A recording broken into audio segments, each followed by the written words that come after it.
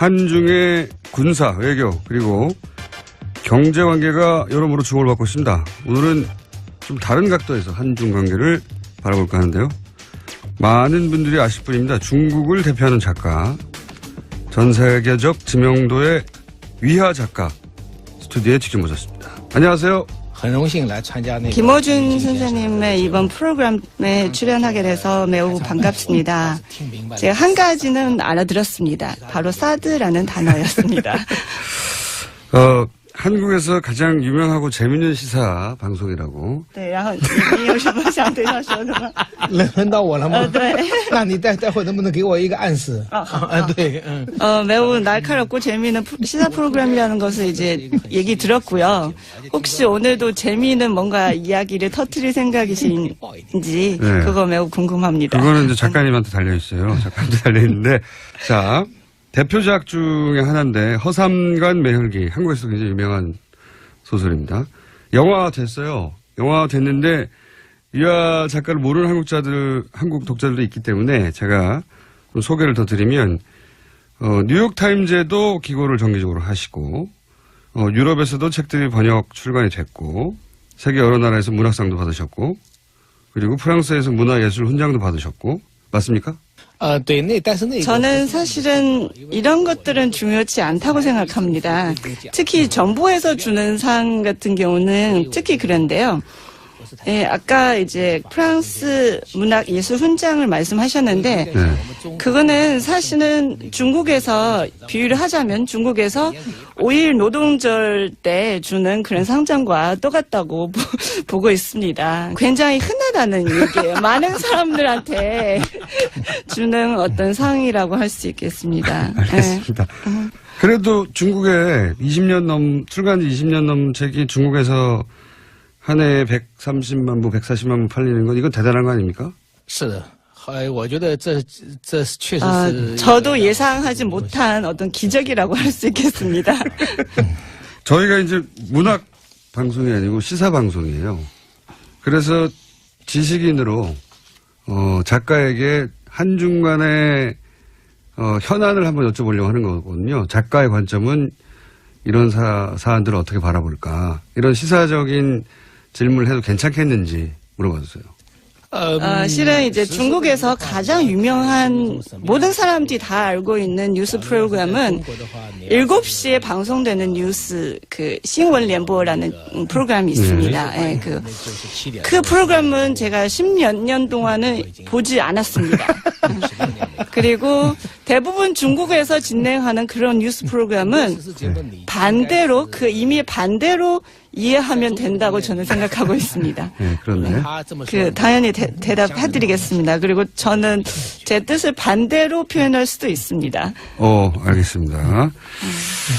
이제 한중 관계를 한국에서 바라볼 때하고 중국에서 바라볼 때는 이제 다를 수밖에 없을 텐데 중국에서 보는 중한 관계하고 한국이 바라보는 한중 관계하고 이렇게 다르구나 하고 느낀 적이 있으신지 있다면 어떻게 다르게 느끼셨는지. 저는 그 차이점은 주로 시간에서 드러나고 있다고 생각합니다. 실은 이제 사드 문제가 중국에서 일파만파로 커졌던 그 시점은 주로 작년 하반기였습니다. 근데 올해부터는 이제 북한이 미사일도 발사하고 제6차 핵실험도 강행한다는 이런 행동을 보이고 있어서 그래서 중국은 이제 북한에 대한 관심을 더 많이 쏟게 되고 있습니다. 그러니까 사드를 그렇게 많이 주목하지 않고 있는 것 같습니다. 이제는 점점 더. 네. 사드 때문에 작년 하반기에 한국 제품 불매 운동도 있었다고 들었고 그리고 한류 스타들 중국 드라마 출연이 취소된다든가 관광 분야에도 영향이 있고 그렇게 저희는 신문 기사를 통해 들었는데 작년 하반기에 그러면 중국에서 느끼는 사드 문제는 어느 정도로 심각한 거였어요? 저는 중국인도 그렇고 한국인도 그렇고 사드를 너무 심각하게 생각하고 있는 게 아닌가라는 생각을 합니다. 사드는 뭐 정치적이고 이제 군사 외교적인 문제인데요. 일단 사드의 역할을 놓고 보자면 일단 그 레이더를 뭐 600km에서 2000km까지의 탐측을 가능하다고 이게 얘기를 하는데요. 한국에서 사드를 지지하는 사람들은 이런 그 시스템이 한국을 보호할 수 있다고 이제 생각을 하는 거죠. 근데 중국은 이제 사드 시스템이 굉장히 중국을 위협하고 있다고 생각을 합니다. 실은 이제 미국의 이런 사드 시스템을 비롯해서 이런 이제 미사일 요격 시스템 같은 경우는 실효성을 봤을 때, 그러니까 여태까지 뭐 이제 17차례를 이제 요격 시험을 해봤는데 9차례만 성공을 했고, 그리고 2004년부터 3차례도 이제 실패를 한 경험이 있습니다. 그래서 과연 이 시스템의 어떤 미사일 요격 능력이 어느 정도 있는 건지, 그거는 이제 장담할 수 없는 거고요. 저는 사드는 굉장히 정치적인 문제라고 생각을 합니다. 사실은 중국에서 일반 사람들의 어떤 생각은 이제 정부의 어떤 입장이라든지 그리고 관병 언론의 어떤 입장에 많이 끌려다니는 부분이 있습니다. 그러면 중국의 일반적인 여론은 이제 중국 당국의 입장하고 같이 가는 거네요. 제가 느끼는 건 그런 것 같습니다. 적어도 대부분의 일반 그 중국인들은 그 정부와 관변 언론들의 어떤 그 입장을 그대로 수용하는 것으로 보이고 있고요. 그리고 제가 이제 온라인상 인터넷을 통해서 이제 느꼈던 것도 그렇습니다. 그런데 아까도 말씀하셨지만 뭐 중국이나 한국이나 이 사드에 대해서 지나치게 민감하게 반응하는 것 같다고 말씀하셨는데, 그리고 사드는 정치적인 문제라고 군사적인 문제라기보다는 그 관점에서 이것이 미국이 중국을 견제하려고 하는 것인데 그 사이에서 중국과 한국 사이에 지나치게 긴장관계가 만들어진 거 아니냐. 그래서 중국과 한국 사이는 이렇게까지 할 필요는 없다. 좀 더 부드럽게 문제를 풀어볼 필요가 있다. 이런 시각은 없는지 궁금한 거죠. 네, 저는 이제 이 책임은 한국에 있지 않을까 생각을 합니다. 왜냐하면 박근혜 정부 초기에는 한중 관계가 역사상 유례 없는 가장 좋은 관계를 자랑을 했는데요. 그런데 이런 상황에서 그러니까 사드와 같은 중국에는 사실은 그렇게 위협적이지 않는 시스템이고, 그리고 한국한테는 그렇게 뭐 군사적으로 대단한 시스템이 아닌 거를 가지고 한중 관계를 이렇게 안 좋은 방향으로 얼음장처럼 만들었지 않았느냐. 이것은 한국의 책임이 있다고 생각을 하고요. 그리고 결과적으로는 일본만 좋아하지 않을까. 왜냐하면 아베 정부는 군국주의적인 어떤 사고를 가지고 있기 때문입니다. 박근혜 정부가 사드를 배치하기 직전까지도 사드를 배치하지 않을 거라고 조속한 시일 내에는 그렇게 얘기하긴 했었죠. 중국 정부에. 그 말씀하시는 것 같은데, 그죠? 사드 문제가 갑자기 튀어나기 전에는 중국과 한국 간의 어떤 관계는 정말 전 세계로 봤을 때도 가장 좋은 어떤 외교 관계가 아닌가 싶습니다. 이런 사드 문제가 갑자기 이제 얘기가 꺼냈고, 그리고 중국인들한테는 아무래도 어떤 충격이지 않을까 싶습니다. 중국인이 사드에 대한 어떤 분노 같은 것은 사드 배치 직전까지는 가장 최고조였습니다. 왜냐하면 실질적으로 사드 배치한 것은 황교안 총리께서 이제 총리 대행 시절에는 이것을 진행을 한 거잖아요. 사실상 이제 사드 배치를 결정하고 나서 그 뒤에 중국인들의 어떤 관심사는 북한의 뭐 미사일 발사라든지 핵실험이라든지 이런 북한의 도발 때문에 관심사가 완전히 북한 쪽으로 옮겨갔습니다. 알겠습니다. 중국의 입장에서 보자면, 중국의 관점에서 보자면, 한국에도 큰 도움이 안 되는 시스템이고 중국에도 큰 위협이 안 되는 시스템인데 결국은 일본만 좋은 이 무기에 대해서 그렇게 집착하고 이 관계를 망가뜨렸냐 갑자기 박근혜 정부가 이런 얘기인 것 같은데요. 그런데 이제 문재인 정부가 출범을 했어요. 사드 배치 책임 있는 정부는 이제 끝이 났고, 그러면 중국 지식인의 입장에서 보기에는 이 문제는 어떻게 풀어야 잘 풀릴까요? 저는 우선 중국과 북한의 관계에 대해서 좀 말씀드려야 할 것 같습니다. 일단 많은 한국 사람들이 생각하는 것처럼 중국과 북한의 관계는 그리 좋지는 않았습니다. 중국과 일본 그리고 한국과 일본의 관계가 매우 안 좋은 걸로 계속한다면 그러면 중국과 한국은 관계가 좋을 수밖에 없어요. 일단은 사드는 이미 배치했고 그리고 이미 어떤 이미 실종하는 어떤 문제로 봐야 됩니다. 물론 이제 정부 입장에서는 뭐 여러 가지 뭐 제재도 하고 뭐 하겠지만 네, 우리가 최근에 볼 수 있는 것은 일단 문재인 대통령님이 중국으로 특사를 보냈고 또 이 특사는 중국에서 시진핑 주석을 만나서 이제 환담을 했고 이런 부분들에 대해서 그 관변 언론이나 주류 언론들은 매우 적극적으로 보도를 했습니다. 그래서 이런 것들은 다 긍정적인 어떤 신호, 긍정적인 시그널을 우리한테 이제 시사를 하고 있고요. 근데 제 생각에는 중한 관계는 더 나빠질 수는 없을 것 같습니다. 이미 이제 최악의 상황이었기 때문에 더 이상은 나빠질 수 없고 이제는 나아지지 않을까라고 생각을 합니다. 그 정도로 나빴어요? 물론 이제 92년부터 한중 수교 이래 조금만 그런 문제들도 있었겠지만 그런 우유곡절이 조금 있겠지만 여태까지는 굉장히 긍정적으로 이제 발전을 해왔습니다. 특히 이제 일본이 거기서 중요한 역할을 한다고 저는 봤는데요. 이제 그런 극우적인 성향 가진 일본의 정치자들이 있었기 때문에 한중 관계가 더 좋아졌던 것 같고요. 그리고 저는 이제 이 사드 문제는 북한의 위협 주는 그런 시스템이라기보다는 오히려 한중 관계를 해치는 장애물이 아닌가 생각이 됩니다. 하여튼 굉장히 나빴다는 거죠. 네, 사드 굉장히 때문에 나빴었습니다. 그래서 네. 더 이상 나빠질 일이 없기 때문에 좋아질 것이다. 네, 네. 그러니까 이 사드 문제는 박근혜 정부가 만들어 놓은 문제이기도 한데 지난 대략 9월부터 이제 최순실 박근혜 게이트가 한국에서 시작되고 이 뉴스가 중국에서도 크게 보도가 됐죠. 중국에서는 이 사건을 어떻게 보셨는지. 최순실 게이트에 대해서는 중국은 대대적으로 보도를 했습니다. 이 보도의 어떤 빈도수나 이렇게 그 수량으로 봤을 때는 80년대 광주 사건에 대한 보도하고 비교할 수 있을 정도로 굉장히 엄청났다는 겁니다. 보도량이. 네.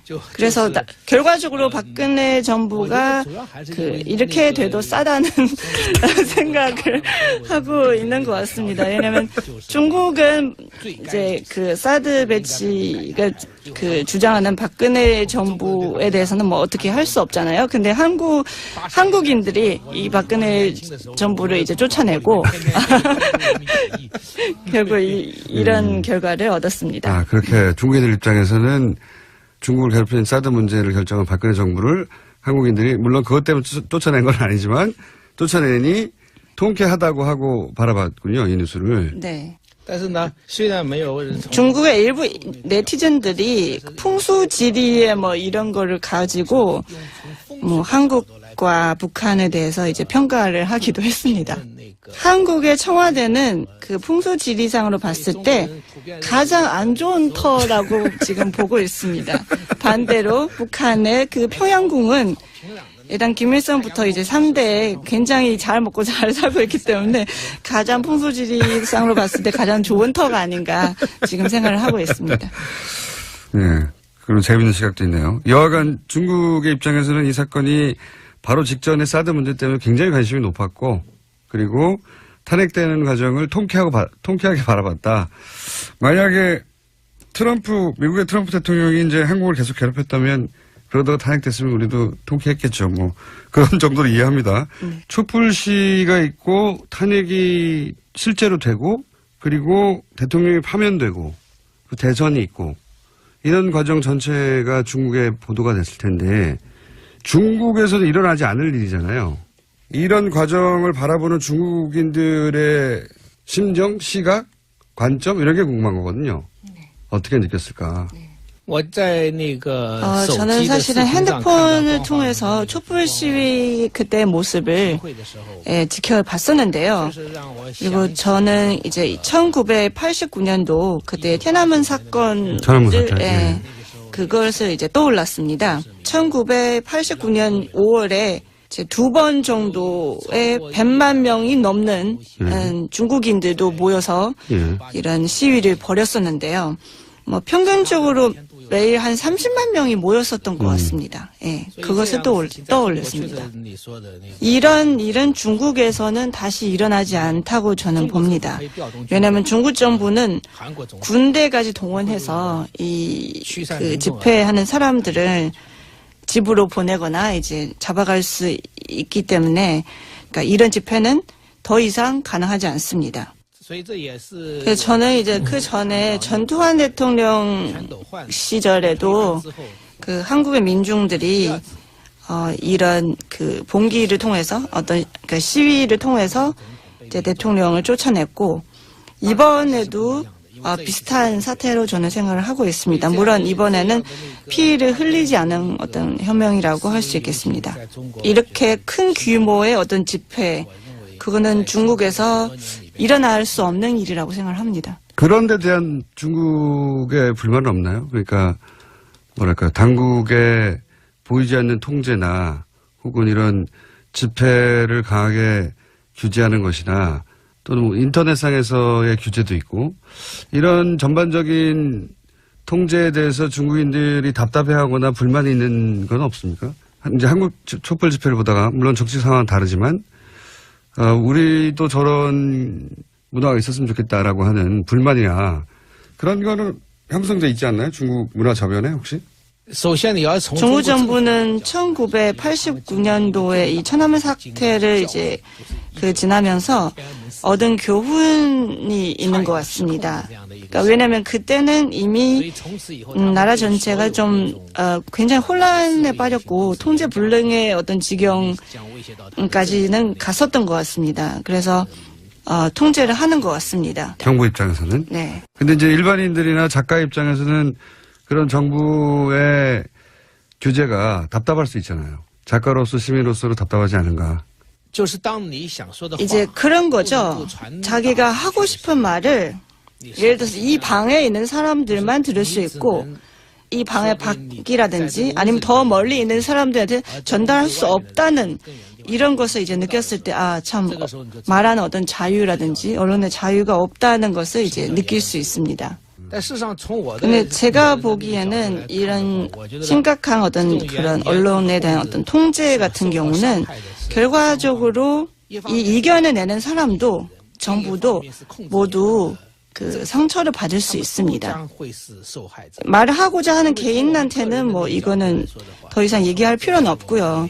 그러니까 정부의 입장에서 말을 해도 이런 통제는 단기적인 어떤 안정을 보장할 수 있습니다. 그러나 장기적으로 봤을 때는 더 심각한 어떤 위협 요인이 될 수도 있습니다. 왜냐하면 민리, 사람들의 어떤 생각을 알 수 없기 때문입니다. 그러니까 민주사회에서는 일단 선거제도가 있고 그리고 언론의 자유가 있기 때문에 정부가 이런 의견을 수렴해서 정체적으로 이제 반영을 할 수 있습니다. 그러나 그렇지 않는 나라에서는 다른 목소리를 듣기가 어렵습니다. 그리고 만약에 이런 좀 다른 목소리를 듣지 못한다면 오히려 이 정권에 굉장히 치명적일 수는 있습니다. 거기까지만 듣겠습니다. 작가님 위험해지실 것 같아서. 谢谢. 자, 그러면 시간이 많이 돼서 오늘 한 2가지 정도만 더 질문 드리려고 하는데 하나는 뭐냐면 한국인들은 중국을 이렇게 오해하고 있는데 중국인을 그건 오해야 라고 하는 그런 지점을 발견한 적이 있는지. 사실은 중국과 북한의 관계는 중국과 한국 관계처럼 좋지 않다는 거. 않다는 거. 아까는 말씀드렸는데요.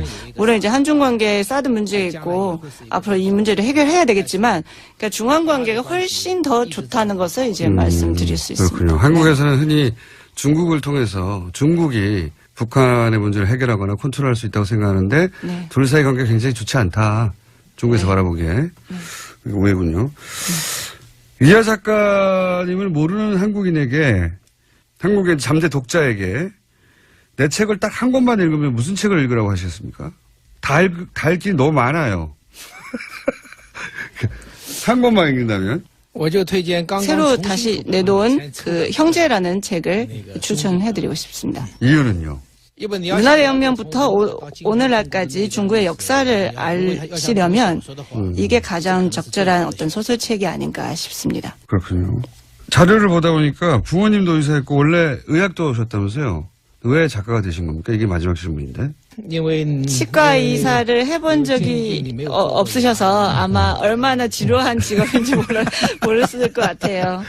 每天看着别人 매일 이렇게 막 떡 벌린 입을 보고 그리고 이 안에 건강하지 않은 치아 상태를 보려면 그거 굉장히 괴롭습니다. 그래서 다른 일을 하고 싶은데 작가가 되었습니다. 많은 직업이 있잖아요. 의학도에서 작가가 된 결정적인 이유가 있나요? 是有原因的 80년대 초에 그때 어떤 작은 현에서 이제 제가 살고 있었는데 거기 현지의 어떤 작가들이 항상 뭔가 놀러 다니는 것 같았어요. 그리고 저는 하루에 8시간씩 일하고 6일 연속 일을 해야 됐습니다. 그리고 받은 돈은 사실 똑같았고요. 근데 생각을 해보니까 작곡 같은 경우는 다시 배워야 되고 뭐 화가 같은 걸 되려도 배워야 되지 않습니까? 근데 작가 같은 경우는 글만 쓸 줄 알면 할 수 있을 것 같아가지고 처음에 쓴 소설이 바로 성공으로 이어졌나요? 我当时因为中国有很多 제가 사실은 그렇게 빨리 성공을 거두지는 못했습니다. 처음에는 단편 소설 위주로 썼습니다. 경상의 많은 도시에 있는 그런 문학지에 계속 이제 보냈죠. 제 작품을 보내고 네, 항상 퇴짜를 맞았습니다. 그래서 저는 그때 이제 마당에 있는 집에서 살고 있었는데 제 원고지가 오면 항상 그 우체국 아저씨가 던져줬습니다. 마당 밖에서 안으로 슉 던졌었는데요. 그래서 저희 아버지가 또 이번 퇴짜 맞았구나 이렇게 말씀하시기도 했는데 사실은 그때 제가 이 작품을 보냈던 중국의 수많은 도시들이 있는데 지금까지도 다 가보지를 못할 정도로 굉장히 많았습니다. 그럼 첫 번째 성공이 언제, 얼마나 시간이 지난 다음에 어떻게 사람들이 알만한 작품이 탄생한 겁니까? 그게 뭡니까? 然后我那个 사실은 이제 제가 92년도에活着, 그러니까 살아간다는 거, 그 한국에서 뭐 인생 이렇게 번역하기도 했는데 그 책을 이제 내놨는데 시제적으로 98년도부터 갑자기 인기가 좀 많아진 것 같습니다. 그리고 20년이 지났는데도 지금 해마다 100만 부 이상 팔리고 있습니다. 인생이요? 네네.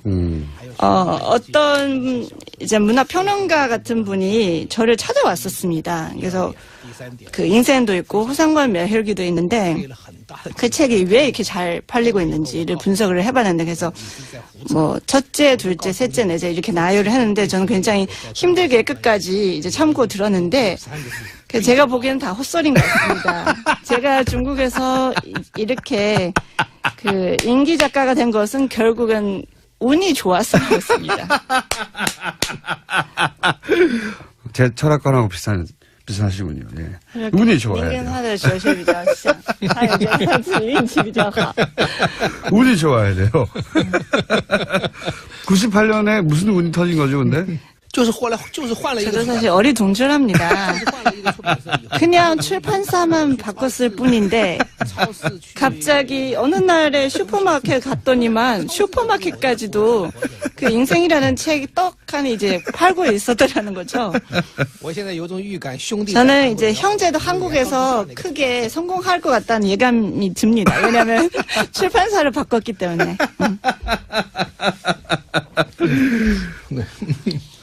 이게 그래서 저는 처세술이라든가 자서전 같은 거 다 헛소리라고 생각해요, 저도. 성공은 복제할 수가 없는 거군요. 누군가의 성공을. 그래서 복제하고 싶어서 자꾸 그 성공한 사람들이 어떻게 살았나 이게 처세술 책도 많이 나오고 하는데 다 소용없는 짓 같다고 저는 평소에 생각해 봤는데 아마 작가님도 똑같이 다시 하셔도 성공한다는 보장은 없다고 봅니다, 거의. 다시 돌아가서. 이제 제 지금 살아온 인생을 돌이켜보면 지금까지 참 운 좋게 모든 예, 한 걸음 한 걸음 다 제대로 밟은 것 같습니다. 알겠습니다. 그래서 저는 모든 사람이 운교, 예, 불교 말고 운을 믿는 종교, 운교의 신자가 되야 된다고 생각하는 사람인데 오늘 여기까지 하겠고요. 오늘 말씀 굉장히 솔직한 인터뷰 감사드린다고 전해주시고, 예, 오늘 여기까지 하겠습니다. 감사합니다. 시에시에님. 谢谢。 그리고 관병 언론의 어떤 입장에 많이 끌려다니는 부분이 있습니다. 그러면 중국의 일반적인 여론은 이제 중국 당국의 입장하고 같이 가는 거네요. 起码是大部分 제가 느끼는 건 그런 것 같습니다. 적어도 대부분의 일반 그 중국인들은 그 정부와 관변 언론들의 어떤 그 입장을 그대로 수용하는 것으로 보이고 있고요.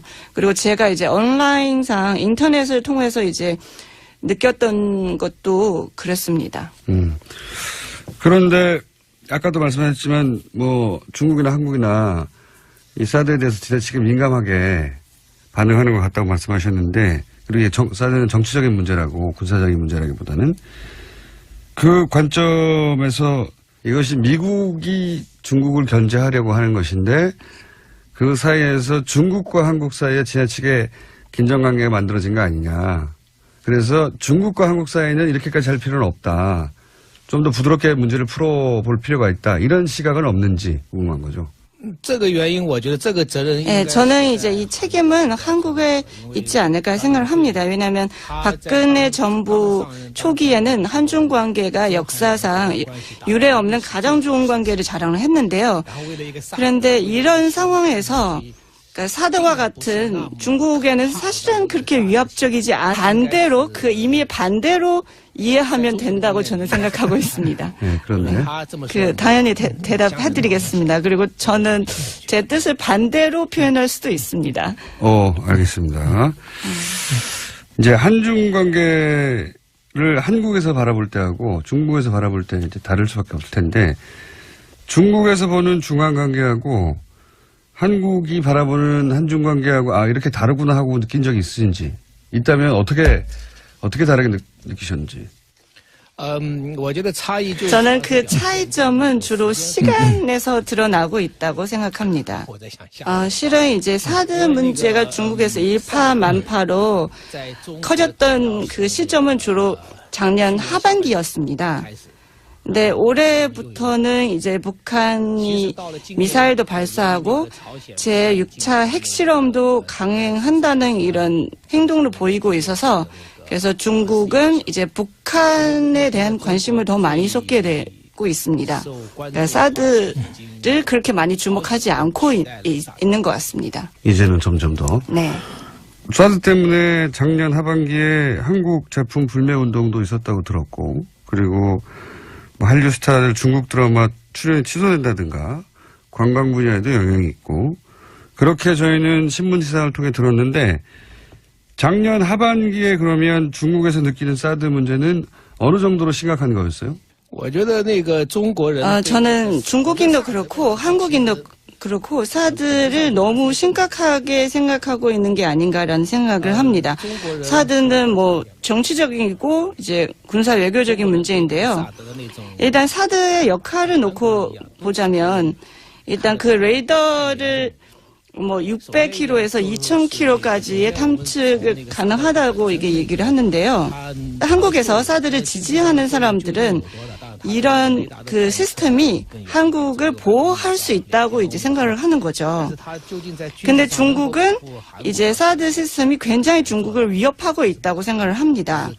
실은 이제 미국의 이런 사드 시스템을 비롯해서 이런 이제 미사일 요격 시스템 같은 경우는 실효성을 봤을 때, 그러니까 여태까지 뭐 이제 17차례를 이제 요격 시험을 해봤는데 9차례만 성공을 했고, 그리고 2004년부터 3차례도 이제 실패를 한 경험이 있습니다. 그래서 과연 이 시스템의 어떤 미사일 요격 능력이 어느 정도 있는 건지, 그거는 이제 장담할 수 없는 거고요. 저는 사드는 굉장히 정치적인 문제라고 생각을 합니다. 사실은 중국에서 일반 사람들의 어떤 생각은 이제 정부의 어떤 입장이라든지 한중의 군사, 외교, 그리고 경제 관계가 여러모로 주목을 받고 있습니다. 오늘은 좀 다른 각도에서 한중 관계를 바라볼까 하는데요. 많은 분들이 아실 뿐입니다. 중국을 대표하는 작가, 전 세계적 지명도의 위화 작가 스튜디오에 직접 모셨습니다. 안녕하세요. 很荣幸来参加那个 김어준 선생님의 이번 프로그램에 출연하게 돼서 매우 반갑습니다. 제가 한 가지는 알아들었습니다. 바로 사드라는 단어였습니다. 한국에서 가장 유명하고 재밌는 시사 방송이라고. 对，然后你有什么想对他说的吗？轮到我了吗？对。那你待会能不能给我一个暗示？对， 매우 날카롭고 재미있는 시사 프로그램이라는 것을 이제 얘기 들었고요. 혹시 오늘도 재미있는 뭔가 이야기를 터뜨릴 생각이신지 네. 그거 매우 궁금합니다. 그거는 이제 작가님한테 달려있어요. 작가님한테 달려있는데, 자, 대표작 중에 하나인데, 허삼관 매혈기. 한국에서 굉장히 유명한 소설입니다. 영화 됐어요. 영화 됐는데, 유아 작가를 모르는 한국 독자들도 있기 때문에 제가 좀 소개를 더 드리면, 뉴욕타임즈에도 기고를 정기적으로 하시고, 유럽에서도 책들이 번역 출간이 됐고, 세계 여러 나라에서 문학상도 받으셨고, 그리고 프랑스에서 문화예술 훈장도 받으셨고, 맞습니까? 对，但是那个 저는 사실은 이런 것들은 중요치 않다고 생각합니다. 특히 정부에서 주는 상 같은 경우는 특히 그런데요. 예, 아까 이제 프랑스 문학 예술 훈장을 말씀하셨는데 네. 그거는 사실은 중국에서 비유를 하자면 중국에서 5일 노동절 때 주는 그런 상장과 똑같다고 보고 있습니다. 굉장히 흔하다는 얘기예요. 많은 사람들한테 주는 어떤 상이라고 할 수 있겠습니다. 알겠습니다. 그래도 중국에 출간 지 20년 넘은 책이 중국에서 한 해에 130만 부, 140만 부 팔리는 건 이건 대단한 거 아닙니까? 是的，我觉得这确实是 저도 예상하지 못한 어떤 기적이라고 할 수 있겠습니다. 저희가 이제 문학 방송이 아니고 시사 방송이에요. 그래서 지식인으로 작가에게 한중 간의 현안을 한번 여쭤보려고 하는 거거든요. 작가의 관점은 이런 사안들을 어떻게 바라볼까. 이런 시사적인 질문을 해도 괜찮겠는지 물어봐주세요. 실은 이제 중국에서 가장 유명한 모든 사람들이 다 알고 있는 뉴스 프로그램은 7시에 방송되는 뉴스 신원联播라는 프로그램이 있습니다. 예, 그 프로그램은 제가 10몇 년 동안은 보지 않았습니다. 그리고 대부분 중국에서 진행하는 그런 뉴스 프로그램은